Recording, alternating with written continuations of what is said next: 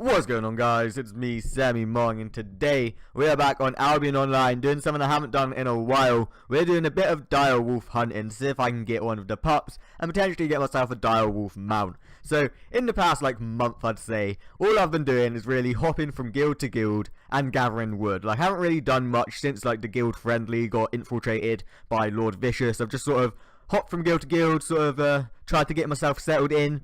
Try to get myself a nice place with some territories, but I've settled on the guild that I'm currently in now, and they're amazing, they're great. So now I can sort of get back to doing a sort of mixture of things rather than just sort of gathering wood to try to make myself money. And one of those things I'm going to do is a bit more fame farming, testing out different weapons, and of course getting back to the Direwolf hunting, because I've got myself one before but I didn't have it on camera. So what happened was I was gathering my wood with it was about I'd say last week, midweek, maybe even the week before, and I was going to get myself some wood, got it all gathered up, and we went to do a convoy back to Carleon. Midway through the convoy, as per usual, I think the standard Mong procedures, I get ganked and I lose everything, and that included a Direwolf pup, the first one that ever dropped for me. I've killed thousands, you can see me killing some here as well, and I don't know, I just expect the bag to drop every time, and it just doesn't. Are you one of those people where you're killing a wolf, it's about to die, and then the bag just doesn't drop, and you're not a skinner, so you can't skin it, and all it really leaves is just disappointment. You don't get any loot out of it,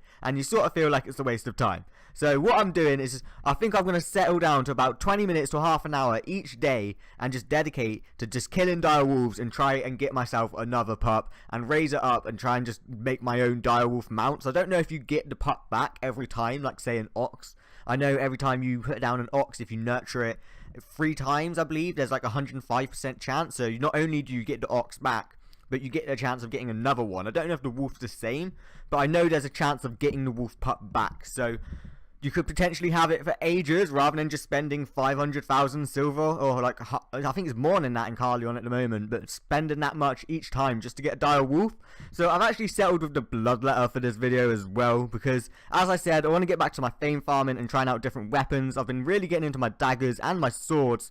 I need to try out the Clarent Blade a little bit. I've been trying out really dual swords and broadswords, and I've been wanting to get into the axes as well, but I'm actually only currently at T3 axes. I've not actually gotten up to the Adepts axes, so I need to get on and doing that. But I'm liking the bloodletter so far out of all the daggers. I know you've got the standard dagger, which is got the Sunder charge, which is your Q. You can have the dash, or the healing one, or the sleeping spell for your W. But for its E, I think it is, yeah, it's QW, yeah, for its E, you've got an extra poison. So if you're using a poison potion, if you're using a mage's cow, you've got 3 types of poison there with the dagger. And then the dagger pairs, obviously the one where you stack up your charges, and then you have the execute spell, which does more damage. But the bloodletter I picked for gathering initially, and it's turning out fantastic. I mean, look at me. I'm able to take out things pretty easily. I've sort of switched up my armor as well. I've got my T6 mage cowl on because I had T6 cloth armor from before, and then now at the moment I've got an assassin's jacket and assassin's shoes just for the stealth and the dodge roll for a PvP. But I'm able to take out things pretty quickly, and with the bloodletter it's actually a sort of really simple playstyle. All you got to do is just Q. If you've got a damaging spell on your W, mix that in as well, but really it's just a case of Q and auto attack, and then once they're below 40%, just execute with your lunge and stabs, that quick strike, just the nifty dash towards wherever you're pointing, and they're pretty much dead. I mean, if it doesn't finish them off, then you can just Q them again. What I really want to do is try and get some open world PvP with this, just see how it goes down. I'm trying to get away from my ganking days and dying a lot and just move on. But to finish it up, I did actually go to some of the solo dungeons, and I believe, where is it? Is it Mudpool Steps? I think it is Mudpool Steps. I'm not editing this at the moment. This is just a pre-con, but I'm pretty sure it's Mudpool Steps. And I didn't know they had different types of dungeons. Look at it.